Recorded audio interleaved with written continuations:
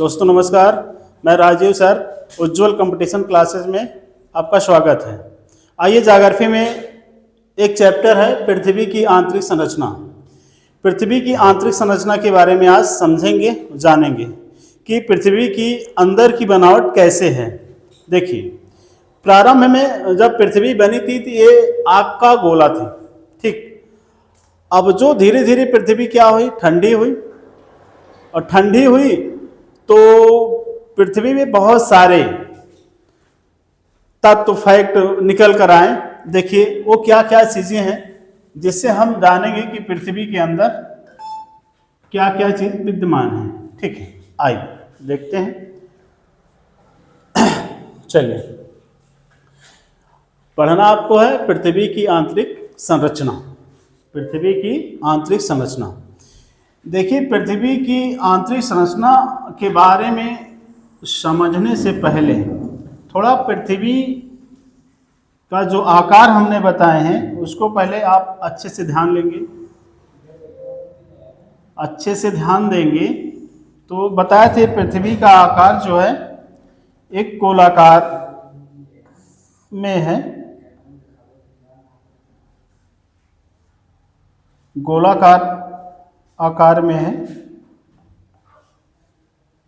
देखिए, ये आपकी क्या है, पृथ्वी है।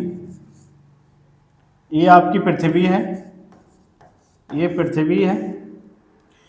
अब इसी पृथ्वी के आंतरिक भाग की जानकारी हमें करना है कि पृथ्वी अंदर से कैसे है, ठीक। देखिए, ये आपका धरातल है, ये आपका धरातल, ये सतह है। अब धरातल से जैसे जैसे हम अंदर की ओर जाएंगे, केंद्र की ओर जाएंगे पृथ्वी पर, वैसे वैसे इसमें कुछ ना कुछ परिवर्तन होता है। अब ये जो परिवर्तन होता है किस आधार पर होता है, क्या तत्व है, क्या फैक्ट है, तो उसको हम समझेंगे। देखिए, अगर कहा जाए कि पृथ्वी को कितने परतों में डिवाइड किया गया है तो ध्यान दीजिएगा, ठीक है। यही चीज यहां पर रखे हैं, सेम आकार है, ठीक है। ये ध्यान दीजिएगा, वही पृथ्वी का एक आकार है, त्रिज्या का आकार है, वही यहां पर रखे हैं। अब ध्यान, ये क्या है आपका, यही धरातल है। ऊपरी भाग को, ये जो है आपका, इसे, इस वाले भाग को, इस वाले भाग को हम कहते हैं क्रस्ट, क्रस्ट। इस वाले भाग को कहते हैं मेंटल, मेंटल, और इसे कहते हैं कोर, क्रस्ट, मेंटल, कोर। देखिए, पृथ्वी के आंतरिक भाग को हम 3 परतों में बांटते हैं, ठीक है। क्रस्ट, मेंटल, कोर, ठीक है। ये क्या है, ये सामान्य वर्गीकरण माना जाता है इसका, सामान्य वर्गीकरण।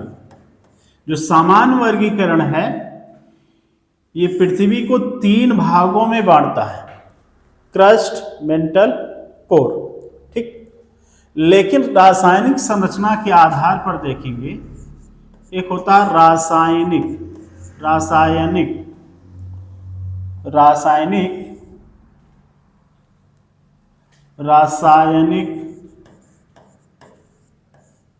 संरचना के आधार पर देखेंगे, संरचना के आधार पर इस पर देखेंगे तो सेम यही आकार लेंगे, ठीक। लेकिन इसके भी वही 3 परतें होंगी, लेकिन इसका नाम अलग हो जाता है। स्पेशल इसको किसने नाम दिया है, एक वैज्ञानिक हैं स्वेस महोदय। स्वेस महोदय ने इनको 3 परतों में बांटा है। एक को कहते हैं सियाल, दूसरे को सीमा, तीसरे को निफे, सियाल, सीमा, निफे, ठीक है। सियाल, सीमा, निफे। जो सामान्य वर्गीकरण है पृथ्वी का, इसे क्रस्ट, मेंटल, कोर कहते हैं। वहीं रासायनिक संरचना के आधार पर देखेंगे तो स्वेस महोदय ने पृथ्वी के आंतरिक भाग को 3 परतों में डिवाइड किया है, जिन्हें सियाल, सीमा, निफे कहते हैं। क्या कहते हैं? सियाल, सीमा, निफे। इसमें देखिएगा सिलिका, एल्युमिनियम की प्रधानता होती है। वहीं पर दूसरे वाली परत में, सीमा में, सिलिका, मैग्नीशियम की प्रधानता होती है। वहीं तीसरे परत में निफे तथा फेरियम की प्रधानता होती है। देखिए एक बात और देखेंगे, अगर पृथ्वी की आंतरिक संरचना के बारे में समझना है, पृथ्वी को 3 परतों में जो बांटा गया है वो आधार क्या है। देखिए वो आधार आपका जो मिलता है वो 3 आधार मिलते हैं। देखिए वो कौन कौन आधार है। देखिए एक तो होता है, ध्यान दीजिएगा, तापमान, एक होता है दाब, एक होता है घनत्व, डेंसिटी, ठीक है, टेम्परेचर, प्रेशर और घनत्व, डेंसिटी। ये जो 3 चीजें हैं, ध्यान दीजिएगा, जैसे जैसे हम अंदर की ओर जाएंगे, सतह से अंदर की ओर जाएंगे, केंद्र से अंदर की ओर जाएंगे, वैसे वैसे ये तीनों क्या होते हैं, इन तीनों में क्या पाया जाता है? वृद्धि पाया जाता है। वृद्धि कैसे?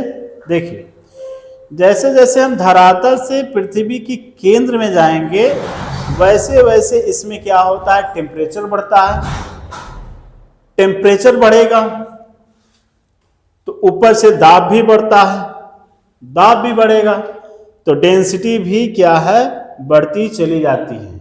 मतलब ये कि पृथ्वी के ऊपरी भाग पर कम टेम्परेचर पाया जाता है, वहीं आंतरिक भाग पर अधिक टेम्परेचर होता है।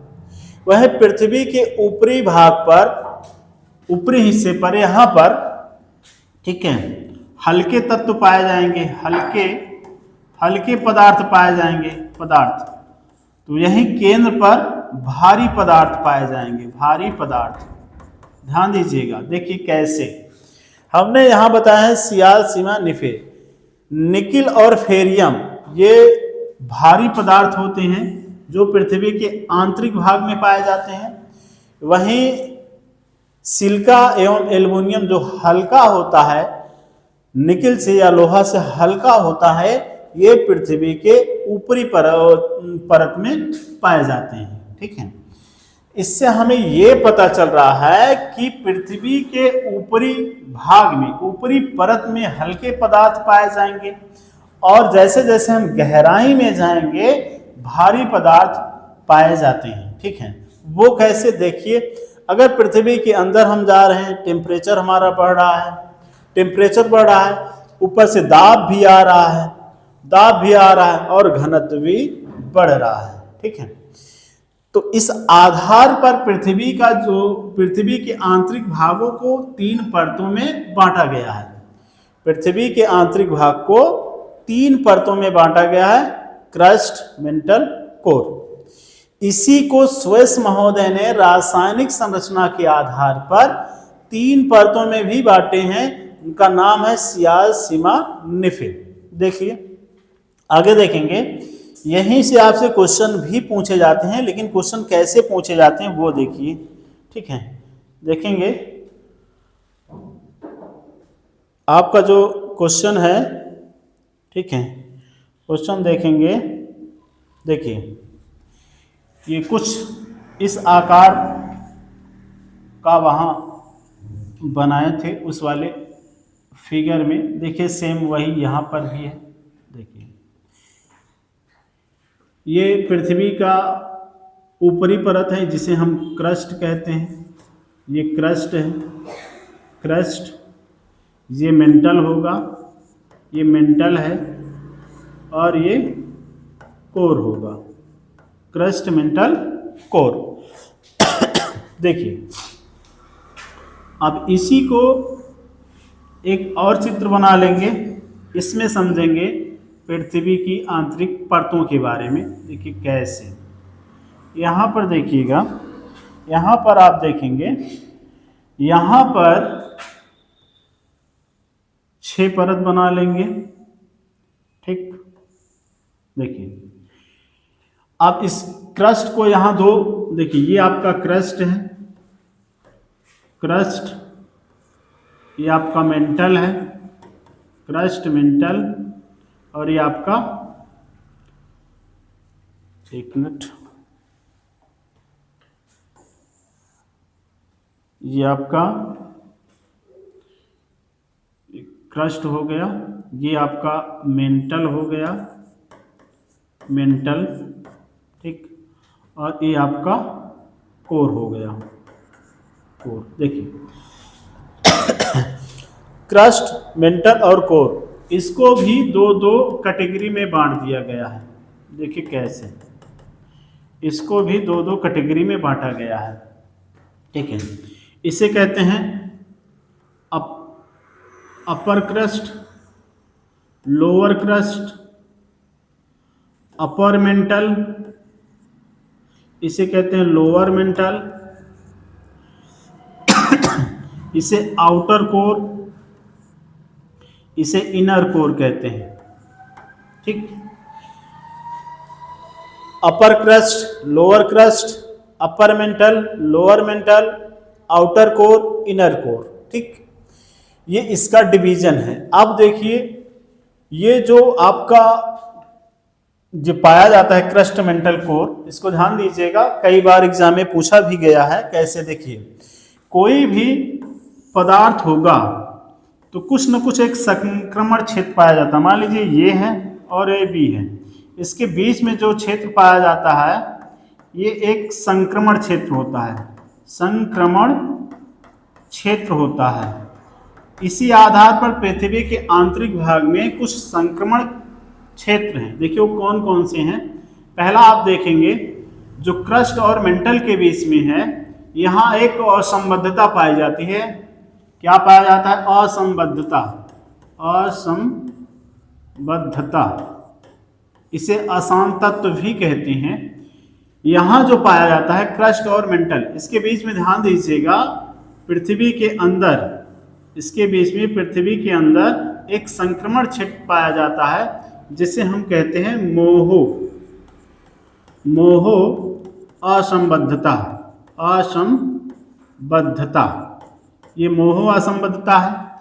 वहीं मेंटल और कोर के बीच में जो पाया जाता है उसे हम कहते हैं गुटेनबर्ग। क्या कहेंगे? गुटेनबर्ग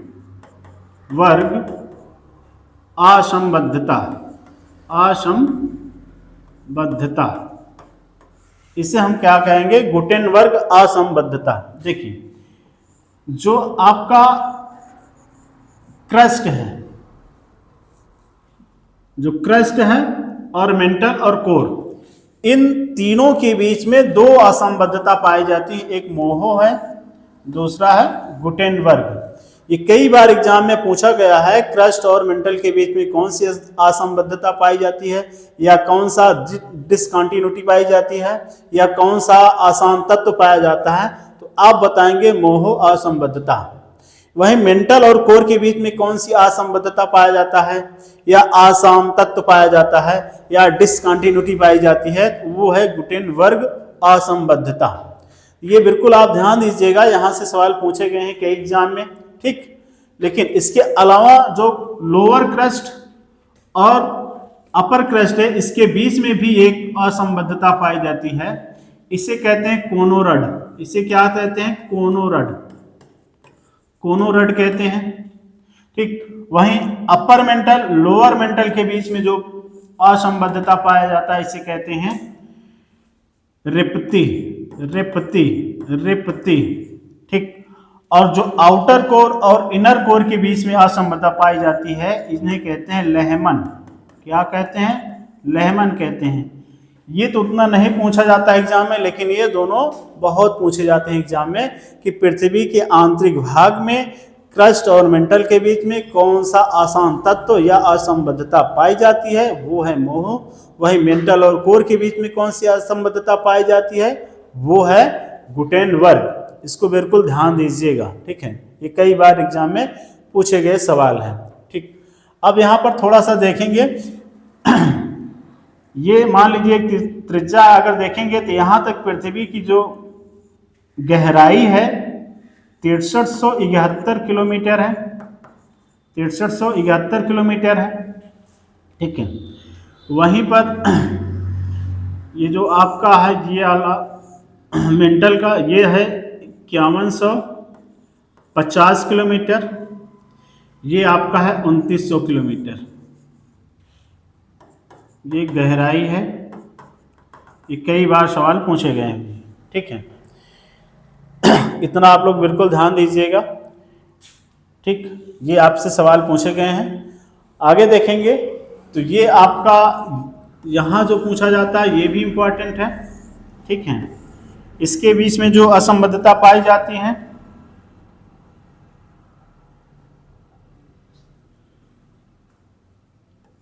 ये और ये, ठीक है,